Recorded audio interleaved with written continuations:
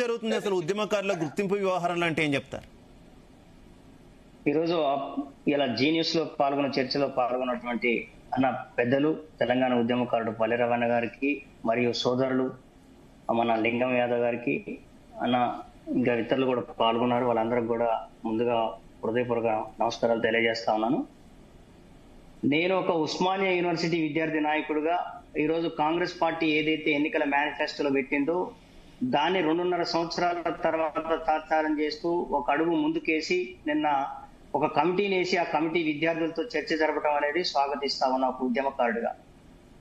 కానీ గత ప్రభుత్వం 10 సంవత్సరాల కాలంలో ఒకే రోజు మొత్తం జనాభా సెన్సస్ చేయగలిగినటువంటి రాష్ట్ర ముఖ్యమంత్రిగా ఆనాడు కేసీఆర్ గారు ఉండి తెలంగాణ ఉద్యమ జాతిపిత అని చెప్పుకున్నటువంటి కేసీఆర్ గారు 10 సంవత్సరాల కాలంలో ఉస్మానియా యూనివర్సిటీ విద్యార్థులు కానీ తెలంగాణ విద్యార్థి ఉద్యమకారులు కానీ ఏ రోజు కూడా ప్రగతి భవన్కి బిల్స్ కానీ లేకపోతే వారి ఉన్నటువంటి ఫామ్ హౌస్ బిల్స్ కానీ ఏ రోజు కూడా ఒక్క రోజు కూడా మీరు ఏ బాధల్లో ఉన్నారు, ఏ కష్టాల్లో ఉన్నారు ఒకసారి వాళ్ళతో చర్చించినటువంటి దాఖలు లేవు. వారు ఇప్పుడు ఉద్యమకారులకి అనేక రకాల అవకాశాలు ఇచ్చారని చెబుతున్నారు. ఎస్ ఇచ్చారు. ఆ రోజు వాళ్ళ పార్టీలో ఉన్నటువంటి ఉద్యమకారులకు మాత్రమే అవకాశం ఇచ్చారు. ఆ విషయం కూడా గుర్తుపెట్టుకోవాలి. నిజంగా ఆ రోజు తెలంగాణ ఉద్యమంలో ఎంతో మంది విద్యార్థులు తమ ప్రాణాలను పక్కన పెట్టి తెలంగాణ ఉద్యమంలో పాల్గొన్నారు. కానీ ఆ రోజు మీరు ఎటువంటి సాయం చేసినటువంటి దాఖలాలు కూడా లేవు, కనీసం వాళ్ళతో చర్చించినటువంటి దాఖలు కూడా లేవు. కానీ ఈ రోజు కాంగ్రెస్ పార్టీ పెద్దలు రేవంత్ రెడ్డి గారు, ముఖ్యమంత్రి రేవంత్ రెడ్డి గారు ఒక కమిటీ వేశారు.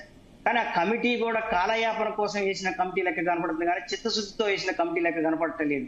ఎందుకంటే నిన్న చర్చల పేరుతో కాలయాపన 2.5 సంవత్సరాలు కాలయాపన చేశారు.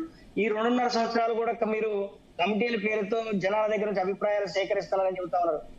కాంగ్రెస్ పార్టీ అధికారంలోకి వచ్చిన తర్వాత కూడా సమగ్ర కుటుంబ సర్వే చేసినప్పుడు వారికి ఒక సెన్సస్ దాంట్లోనే ఒక ఫార్మేట్ ఇచ్చారు. మీరు ఉద్యమకారులు అయితే కింద ఏ కేసులు ఉన్నాయి, ఎన్ని రోజులు జైలుకు పోయారు, ఏంది అనేది ఒక ఫార్మేట్ ఇచ్చారు. ఆ ఫార్మేట్ అంతా మీ దగ్గర గవర్నమెంట్ దగ్గర ఉన్న తర్వాత మళ్ళీ విద్యార్థి ఉద్యమకారులతో ఎటువంటి సజెషన్ తీసుకోవాలని అడుగుతున్నారు కదా. ఈ రోజు ఉద్యమకారులుగా మేము అనేక రకాలైనటువంటి ప్రతిపాదనలు ఆ కమిటీ ముందు జరిగింది. నేను కూడా పోయిన ఆ కమిటీ దగ్గరికి. వాళ్ళు ఏమంటున్నారంటే 2009 to 2014 మధ్యలో ఉన్నటువంటి విద్యార్థి ఉద్యమకారులు తీసుకోవాలా, 2001 నుంచి ఉద్యమకారులు తీసుకోవాలా, లేకపోతే 69 నుంచి ఉద్యమకారులు తీసుకోవాలనే చర్చ విపరీతంగా జరిగింది. అదే విధంగా కేసులు ఉంటేనే ఉద్యమకారులుగా గుర్తిస్తారా, జైలుకు పోతేనే ఉద్యమకారులుగా గుర్తిస్తారా, ఇలా అనేక అంశాలను వారు ప్రతిపాదన ఉంచినప్పుడు విద్యార్థులుగా మేము అందరం కూడా ఆ రోజు ఉద్యమకారులుగా మేము ఒకటే ప్రతిపాదన పెట్టడం జరిగింది. ఆ రోజు తెలంగాణ ఉద్యమంలో ఉన్న ప్రతి ఉద్యమకారుని విద్యార్థి ఉద్యమకారుడిగా గుర్తించాల్సినటువంటి అవసరం ఉంది. కేసులున్నా లేకున్నా ఎంతో మంది నాన్ బౌండరీలుగా ఉండి కూడా ఉస్మానియా యూనివర్సిటీలో లాఠీ దెబ్బలు తిన్నారు, రక్తం ఒడ్డేదాకా పోరాటం చేసినటువంటి విద్యార్థి ఉద్యమకారుని చూడటం జరిగింది. మీ అందరికీ ఒక ఉదాహరణ చెబుతా ఉన్నా. ఒక చిన్న పిల్లగాడు 6 నెలల పిల్లగాడు బాలన జేఏసీ పెట్టి ఉస్మానియా యూనివర్సిటీ తెలంగాణ ఉద్యమం మొత్తం కూడా క్యాంపస్ లో ఉండి తన పేరు సంపత్ అనుకుంటా, సంపత్. ఆ రోజు విద్యార్థి ఉద్యమకారుడిగా మా విద్యార్థులతో పాటుగా ఉద్యమం చేసినటువంటి నాయకుడు ఉన్నారు. ఇలా ఎంతో మంది ఒడ్రె బస్తీ నుంచి వచ్చినటువంటి ఉద్యమకారులు ఉన్నారు. అందరూ కూడా తెలంగాణ ఉద్యమం చేయడం జరిగింది. ఇలా ఉద్యమకారులను గుర్తించడంలో మీరు మేనవేషాలు లెక్క పెట్టి ఇంకా ఉద్యమకారుల్ని వాళ్ళ సంఖ్యను తగ్గించే ప్రయత్నం చేయొద్దని చెప్పేసి మాత్రం ఈ రాష్ట్ర ప్రభుత్వాన్ని నేను రిక్వెస్ట్ చేస్తా ఉన్నాను.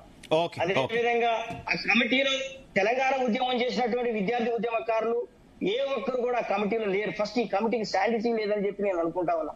ఎందుకంటే తెలంగాణ ఉద్యమాన్ని నడిపించినటువంటి విద్యార్థులు తెలంగాణ ఉద్యమానికి జేఏసీలు పెట్టి తెలంగాణ ప్రజలకు ఒక దిశ నిర్దేశించినటువంటి విద్యార్థి ఉద్యమకారులు ఆ కమిటీలో లేరు కాబట్టి ఆ కమిటీ నిష్పక్షపాతంగా ఉద్యమకారులను గుర్తించడంలో కొంత వైఫల్యం చెందిద్దని చెప్పి నా భావన. అందుకోసం ఈ రాష్ట్ర ప్రభుత్వం వెంటనే ఆ కమిటీలో కంపల్సరీగా విద్యార్థి ఉద్యమకారులు ఉండే విధంగా చర్య తీసుకోవాలని చెప్పేసి నేను డిమాండ్ చేస్తాను.